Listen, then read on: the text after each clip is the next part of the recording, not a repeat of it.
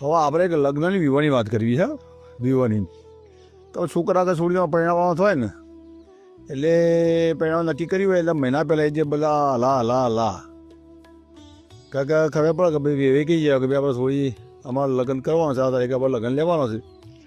એટલે એવું થાય બધી ખરીદીઓ ચાલુ થાય હા ને તેર બધું. અને બીજું એક તો એવું હોય કે મધ્યમ વર્ગવાળા હોય ને જે માપના પરિવારવાળા, માપની સ્થિતિવાળા, એમને એક તો દેવ પૈસાનું ઠેકાણું પડતું ના હોય. ચોકથી આગળ હોય પૈસા કરીને એક તો પૈસા ઊભા કરવા પડે.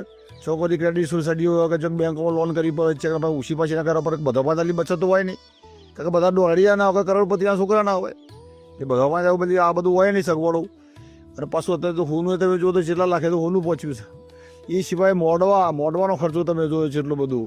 પછી તમે જો તો રસોઈની જેટલી તો રસોઈ મોંઘી થઈ ગઈ છે, બરાબર. અને પાછું એમાં શું થાય, આપણે રસોઈ કરવાનું કરીએ ને એટલે હારામાં રસોઈ પેલા કુટુંબવાળા ભેળા કર્યા હોય ને એટલે આપણા માપનું ગણતરી હોય. મનમાં એવું હોય કે હું માપનો ખર્ચ થતા તો સારું, પણ બે ચાર જણા એવા હોય ને કે ના આપણે બધું નૂડલ્સ મંચુરિયન હા તે બધું બનાવો, જોરદાર વ્યૂ કરવાનો. પણ યાર એ ખબર ના પડે કે પેલા જે છોકરી તો બાપ તો ખબર પડે કે પૈસા ચોથી લાવ્યો. અને એ સિવાય બીજો મેઇન વસ્તુ કે જે આપણા જે સગા સંબંધી ખરા ને એ સગા સંબંધીઓને શું થાય કે કોઈ નોકરી કરતું હોય, આપણા દીકરા દીકરીઓ કોઈ બાળ હતું હોય, એ લોકોને પાછું આપણા એ વિવાહ આવવાનો જે ટાઈમ ખરો એનો ટાઈમ પુષ્કળ જાય. અમુક લોકો અહીંયા બિચારાને અઠવાડિયે પડી રહેવું પડતું હોય, નોકરીઓ છોડીને ધંધા રોજગાર છોડીને પડી રહેવું પડે. મતલબ કોઈ બીજા રાજ્યમાં નોકરી કરતો એના આપવું પડે. એટલે એના પૈસાનો ખર્ચો થાય ને ટાઈમનો ખર્ચો થાય. એટલે આ બધું થાય. બીજું મેઇન વસ્તુ થાય કે આપણે જે ઘેર વિવાહ હોય ને એટલે ઘેર કુટુંબમાં એક બે તો એવા ડખાવાળો હોય દરેક જગ્યાએ. ડખા એટલે રિહેન બેઠો હોય ને એટલે ચીક કે ભાઈ હું તો તમારે આવવાનું, એટલે કોઈ તો એનો ભાઈ રીહોણે હોય, કોઈ તો એની કાકો કે કાચી ગમે એકાદ બે તો રીહોણેલો જ હોય. એટલે કે ભાઈ તારો ભાઈ આવવાનો, એટલે પેલા કુટુંબવાળા શું કરે અત્યારે તાલ લેવા જ બેઠા હોય કે ભાઈ તારો ભાઈ નહીં આમાં તો અમે આવવા નહીં. આમાં મારા જે છોડીને બાપ જે ખરો ને એને તો ડખો પહેરે કે છોકરાના બાપને ડખો પહેરે કારું આ નહીં તો મારો વિવો બગડશે એમ. એકાદ સામાજિક બાબતો આવી હોય અમુક લોકો આ વખત આપણો તાલ નહીં, બરાબર. અને પછી કે હું તો એ બેને બોલતો જ નહીં. આમાં કુટુંબવાળા કે ભાઈ તારો ભાઈ ના આવે અમે વિવાહમાં આવીએ નહીં. હવે છોકરીઓ કે છોકરાનો બાપ બિચારો શું કરે, પછી શું કરે કે ભાઈ તમે કહે એમ તમે પેલો છોકરાનો બાપ કે છોડીનો બાપ સાચો હોય અને જે પેલો ભાઈ રીહોણેલો હોય કે ખોટો હોય તો એના બિચારાના મોઢામાં ખારું ગાડી માફી માગી પડે. અને એવું નમાડતા હોય કારણ કે એ મજબૂરી હોય વિવાહ કરવાના એટલે, બરાબર. અને એટલે તો આ જે જ્યારે છોડીની વિદા કરતા હોય ને આ બધી અસંખ્ય પીડાઓ થતી હોય છે દીકરીના બાપને. એટલે બિચારો રોતો હોય છે, તમારે રડતા હોય છે, પુષ્કળ પીડાઓ હોય છે. તો છોકરી આપણી દીકરીને છૂટી જે મોકલવાનો બીજા કે એની દીકરી જે ખરી એની એક તો દુઃખ હોય અને આ બધી કેટલી પીડાઓ હોય છે. એટલે બધું કરે આપણા રસોડું જબરું બનાવ્યું હોય, જબરજસ્ત રસોડું બનાવ્યું, હારા મારું બનાવ્યું હોય, બરાબર. પણ એમાં ખોમીઓ કઢાવે છે એટલા હોય ચેકી જીરદા ઓમ સર મેઠું વધારે પડ્યું હતું ને શાકમાં કોઈ શક્કર હતું નહીં, બધો નાટક કર્યો. અમુક ખોમીઓ કાઢવાવાળા ખાલી જન્મ્યા જ હોય ખોમીઓ કાઢવા.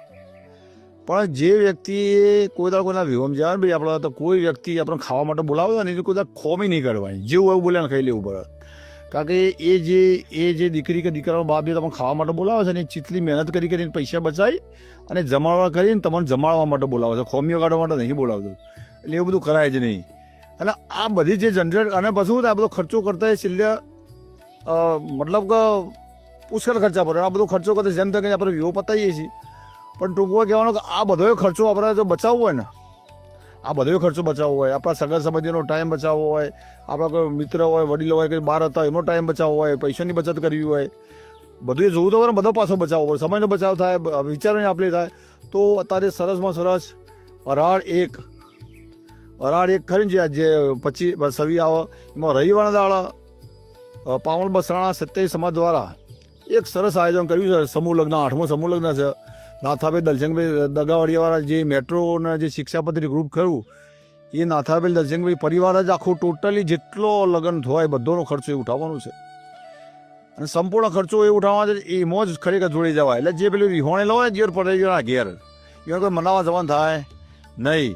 અને બીજું થાય કે જે આપણા સગા સંબંધીઓ જે બહારથી બનાવે ને એ બધો શું એક દાડો આવી જાય ને બધા એટલે એ લોકોનો ખર્ચા બરચા બધું ઓછી જાય એમ.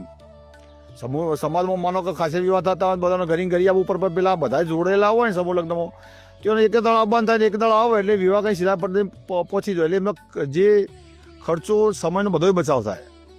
એટલે એક સમાજ એક મોડવો જે આ જે ઉદ્દેશ્ય આપણા આગેવાનો નીકળ્યા ખરેખર ખૂબ સારો છે. અને દરેક આપણા જે સત્ય સમાજમાં જે યુગલો ખરા જેને પરિણવાનું હોય એ બધાનો અમે જોડાવવું પડે એમ.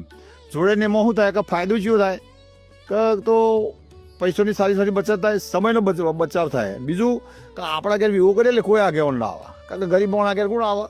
પણ આમાં તો હોય બધા સમાજના શ્રેષ્ઠીઓ આગેવાનો બધા હાજર હોય ને દરેક આપણી દીકરીને આશીર્વાદ આલે. બીજું કે આપણા જે દીકરી ખરા ને એવું નહીં હોતું કે ભાઈ સમૂહ લગ્નમાં જાય એટલે એ જે નાથાબેલ દજંગભાઈ પરિવાર ખરો ને એ પોતાની દીકરી તરીકે માની વિવાહ કરાવવા કે ભાઈ પોતાની દીકરી છે એ રીતે એટલું દુઃખ હોય એમ નહીં, એવું નહીં કે ભાઈ વિવાહ કરી દે. એટલા હરખથી ને એટલા ઉલ્લાસથી કરાવતા હોય છે, બરાબર. અને અમુક લોકો નહીં કરે કે ભાઈ સમૂહ લગ્નમાં ના જોડાવાય, પછી તો પૈસા ખોટા પૈસા ના બચાવવા, કેમ ના જોડાવાનો હોય? સમૂહ લગ્નમાં જોડાવાય, જે પૈસા બચશે ને એ પૈસાનો સદુપયોગ કરીને આપણા દીકરી ના લે, સમજો તમે વાત. તો એને એ ખોટી વાત કરવાની છે જરૂર આવવાની. સમૂહ લગ્નમાં જોડાવા ઉત્તમ વિચાર છે, સારામાં સારો વિચાર છે.